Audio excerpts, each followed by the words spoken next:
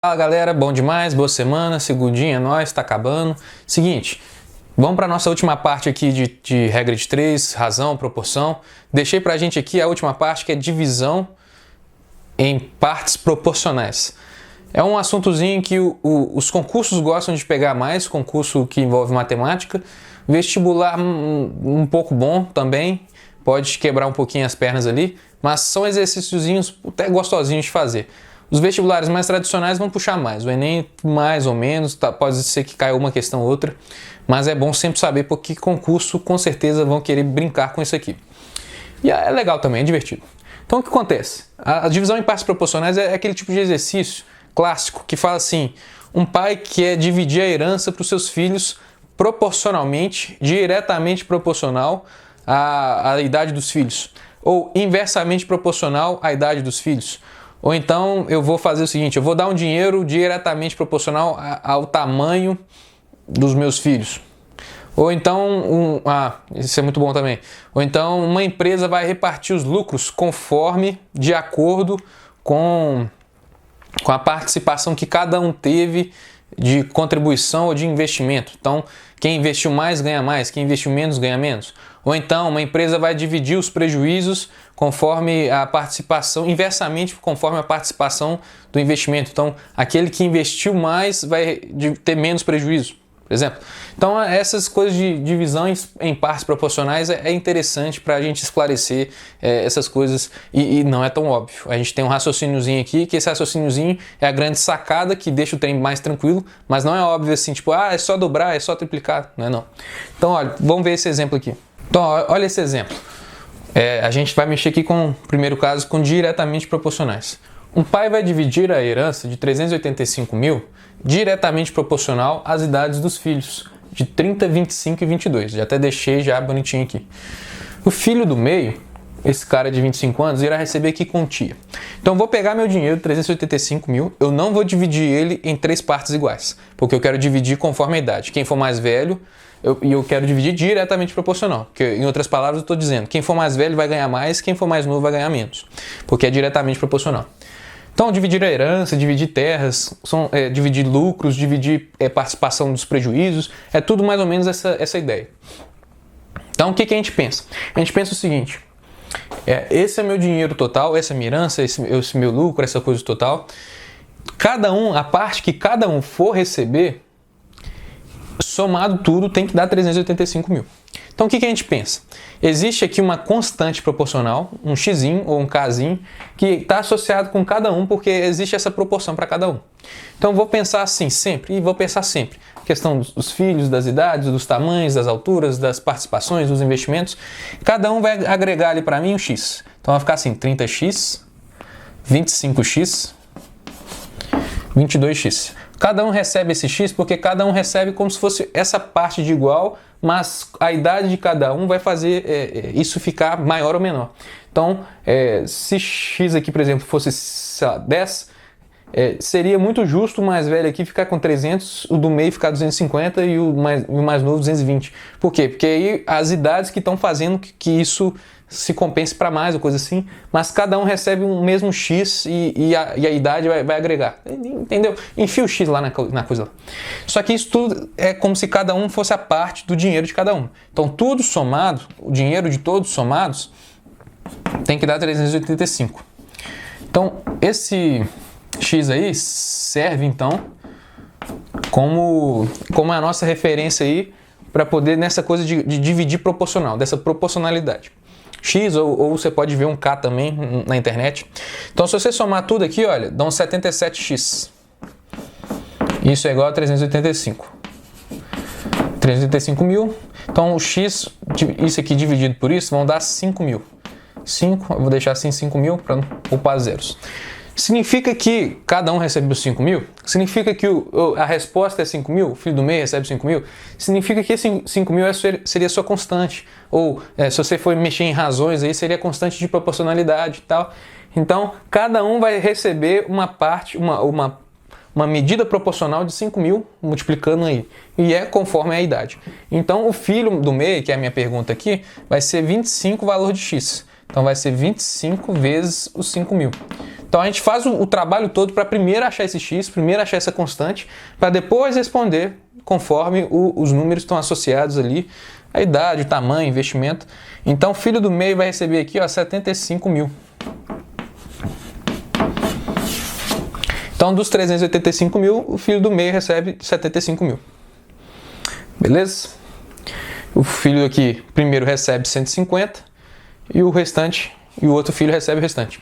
Então é diretamente proporcional, então esse x dessa constante aparece e os números eles vão ficar aqui multiplicados em cima. Se fosse inversamente proporcional, aí os números iam ficar embaixo, iam ficar numa razão. Vamos ver. Vamos lá, um caso de inversamente aqui, olha. Vamos supor que o Menezes investiu R$100, a Elisa 200 e o Thales R$10 para o churrascão da sala. 10ão. Isso aí, Thales. Que teve aí uma arrecadação de 1.380. Então todo mundo juntou a grana aí, deu tudo total 1.380 para fazer um top de churrascão. Só que o churrasqueiro fugiu com a grana. Eu seria o churrasqueiro. Fugiu com a grana. Então a sala decidiu dividir as perdas inversamente proporcional ao investimento. Então aquele que investiu mais toma menos prejuízo. Então o que acontece? Quantos dinheiros então Thales gastou no total dessa bagaça tudo? Ou seja, teve 1.380 de prejuízo aí, a gente tem que compensar. Então aquele que investiu menos antes vai ter que pagar mais, vai tomar mais dessa perda. Então a gente vai pensar que é inversamente proporcional. Acontece, a gente vai mexer com aquela constante proporcional, o x lá, ou k, e vai associar com os números. Bom, o x aparece e ele tem que estar lá. Eu estou mexendo aqui com 3, posso mexer com 5, 6, 10 pessoas que eu quiser, tanto faz. Estou mexendo aqui com 3, com o Menezes, Elisa e o Thales. O x então vai aparecer, então vão aparecer aqui 3x. Vão somá-los e a soma todas tem que vir a grana do total, tem que vir aqui 1.380. Só que por ser inversamente proporcional, ao ser inversamente proporcional, os meus números que estão associados aqui, eles vão ser jogados lá para baixo. Quando são diretamente proporcional, eles ficam em cima. Quando são inversamente proporcional, meus números ficam embaixo. Só para dizer que o x sempre fica em cima, tá? O x nunca vai jogar para baixo. A jogada então é sempre mexer com seus números que estão associados aqui. Diretamente proporcional, eles são multiplicados. Inversamente proporcional, eles são divididos. Então aqui o Menezes investiu 100, então fica aqui embaixo 100. Aqui a Elisa investiu 200, então aqui embaixo fica 200. Aqui o Thales investiu 10ão, só um 10ão, só uma notinha de 10. Então vamos achar x primeiro. Faz as contaiadas todas aqui é MMC, faz um MMC, chega, blum, blá, blum, blá, bluff. Você vai descobrir aqui que o x, ele vai valer aqui, não sei, tem que fazer mesmo também. Aqui vai ficar 3x sobre 200, aqui 23x aqui, 23x, aí tira MMC, blá, blá, aqui, eu já tô manjado aqui, tá? Porque eu fiz o exercício, então eu vou roubar. Aqui vezes 200. Corta, então x aqui vai ficar, pronto, 2, 3.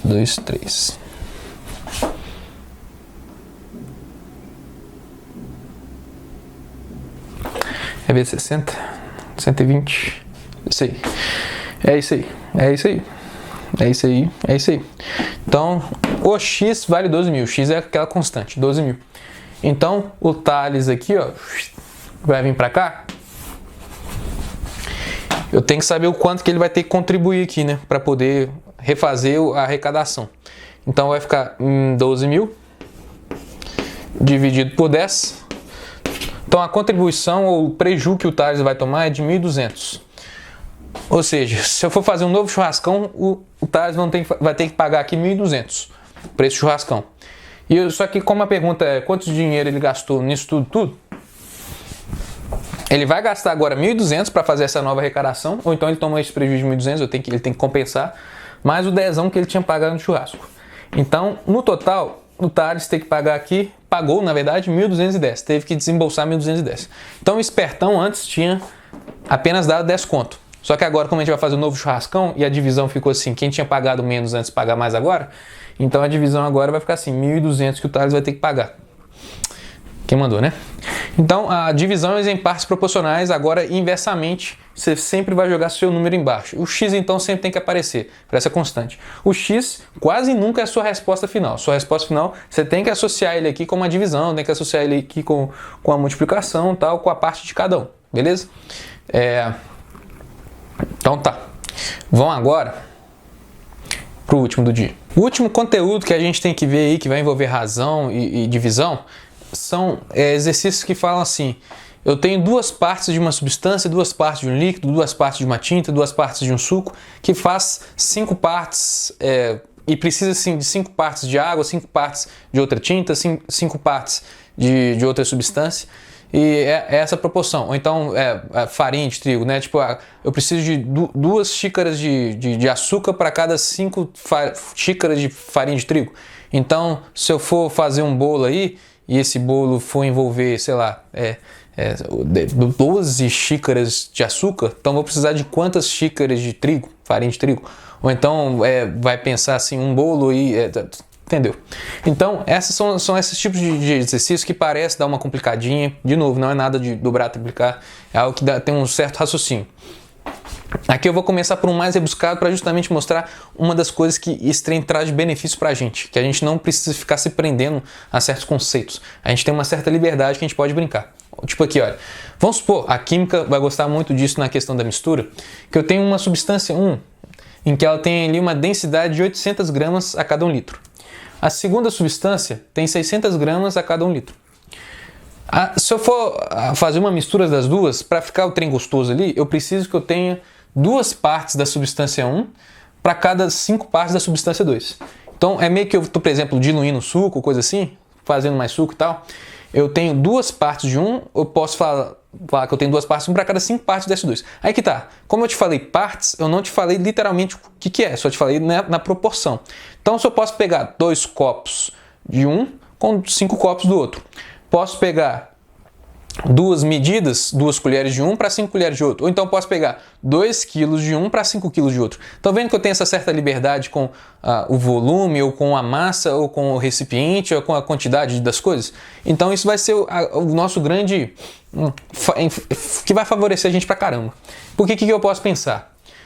Eu quero saber, a pergunta final, qual é a densidade da nova mistura. Mas eu não sei o quanto de mistura que eu fiz. Se eu fiz apenas 1 litro da mistura, se eu misturei os dois ali, se eu fiz 10 litros. E é essa que é a nossa vantagem. Porque eu posso fazer uma misturaiada ali no galão lá, sem saber a quantidade. Porque a pergunta vai independer por essa proporção da quantidade que eu tenho no final. Simplesmente vai ser bonito. Olha, vem comigo. Como é que eu estou mexendo com densidade, que é grama por litro? É sempre melhor a gente mexer com coisa inteira, quando eu mexo com densidade. Então vamos pensar assim, ó. Em 1 litro eu tenho 800 gramas. Em 1 litro eu tenho 600 gramas. Então vamos pensar assim. Se eu pego 2 partes de S1, ou seja, se eu pego 2 litros, pega 2 litros. 2 litros de S1, em 2 litros de S1 vai vir quanto de gramas para mim? Quanto de massa para mim? Bom, em 2 litros de S1 vão vir aqui 1.600 gramas para mim. Beleza. Peguei o potão lá de 2 litros, que tem 1.600 gramas daquele trem. E eu preciso então misturar, jogar num potão maior. Isso eu posso até desenhar. Vamos supor que eu tenho um pote aqui. Nesse pote eu tenho 2 litros e nele eu tenho aqui 1.600 gramas daquele substância. Eu preciso de 5 partes de S2. Então tá. Se um pote de 1 litro vem 600 gramas, vamos pegar um grandão então, que tenha 5 litros. Que aí nesses 5 litros eu vou ter aqui 3.000 gramas. Que é só multiplicar por 5. Beleza? Então pega esse aqui, pega esse todo, ou seja, a cada 2 partes eu tenho 5, tá respeitando a minha proporção, e vou misturar os dois. Então vou misturar os dois no recipiente maior. Quando eu misturo os dois no recipiente maior, esse recipiente aqui vai ficar quantos litros no total dessa substância? Vão ficar aqui com 7 litros no total. E aqui vão ficar com quantas gramas no total? Eu tenho 3.000 mais 1.600, vão ficar com 4.600 gramas. Pronto, essa é a minha misturada. Eu não te falei o tanto de mistura que eu tinha, nem falei isso. Qual que era a pergunta? Qual que é a densidade da mistura? Então, se eu misturei, qual que é a densidade? Densidade a gente sabe que é massa sobre volume. A minha massa aqui é de 4.600 gramas. sobre o meu volume de 7 aqui, 7 litros. Isso é tipo quase 7, né? Então é 6 uma bagacinha aqui. Vamos fazer direitinho, né? Então 46 dividido por 7. Aqui dá uns 6, 36, 42. 4 aqui, joga um 0. Vai ficar aqui 5. Vou parar por aqui, tá? 650 gramas arredondado, aproximadamente aqui. 650 gramas por litro. Pronto. Então qual que é a vantagem que a gente tem desse exercício? Eu não te falei, eu não preciso falar que eu tô misturando os dois em 1 litro só. Porque quando eu faço em 1 litro só, aí vai dar uns quebradinhos aqui na proporção. Então o que eu tô falando? Pô, meti a mistura entre os dois aqui, bonita, sem mexer com vírgula. 2 litros de 1, 5 litros de outro, deu um potão gigantão de 7 litros, mas não tem problema. Não tem problema, porque eu respeitei a minha proporção. Eram 2 partes disso, eram tipo 2 copos para 5 desse, ou então era 2 litrão desse para 5 litrão desse. Aí vem a pergunta paralela, né? Aí vem a questão do raciocínio paralelo. Bom, eu preciso mexer com as gramas também, então mantenha a proporção.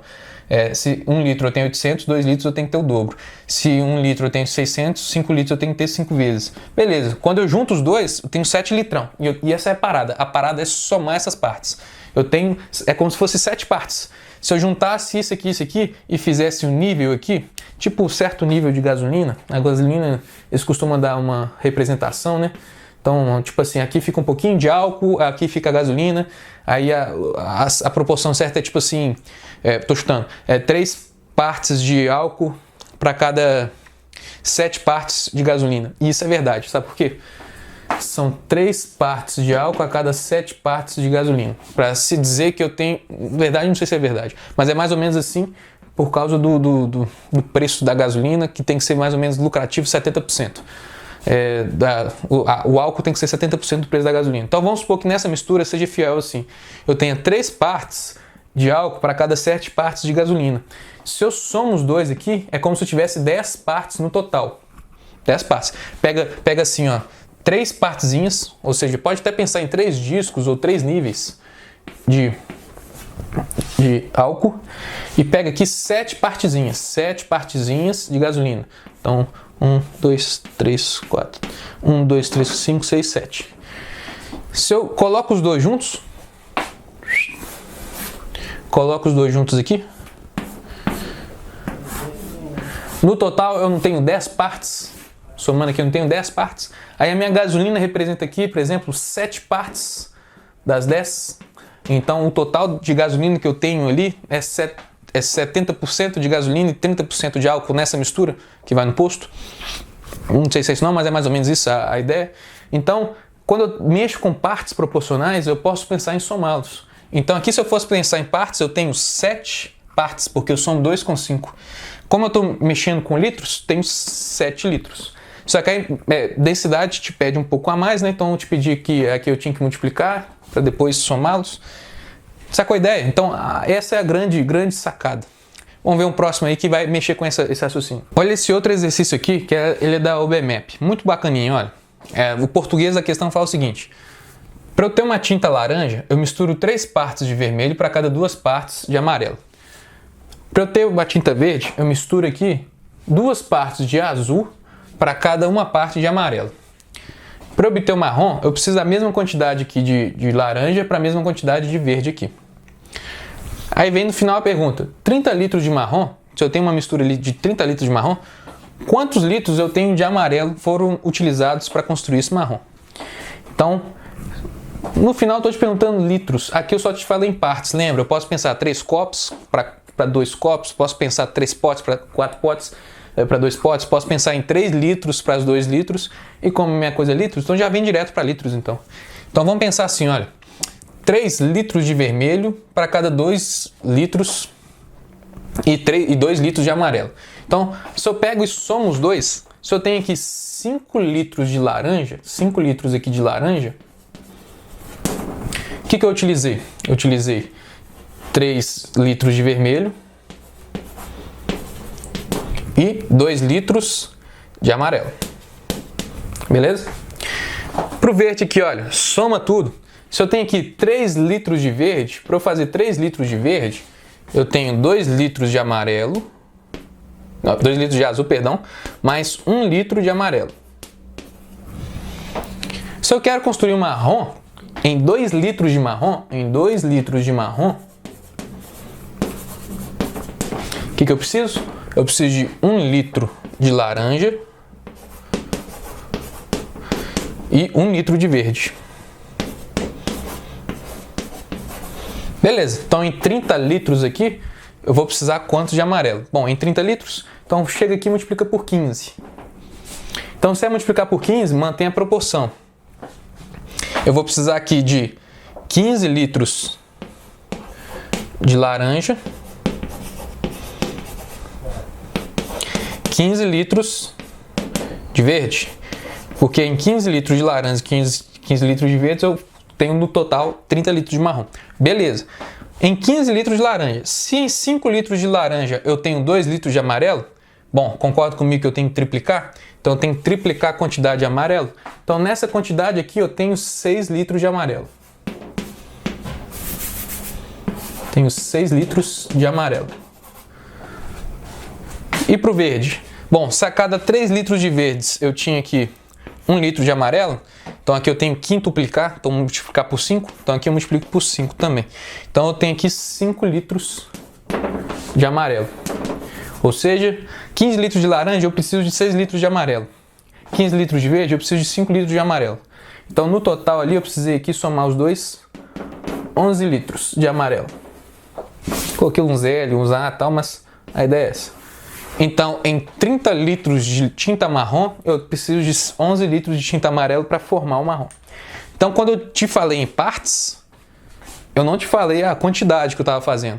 Só te falei a proporção.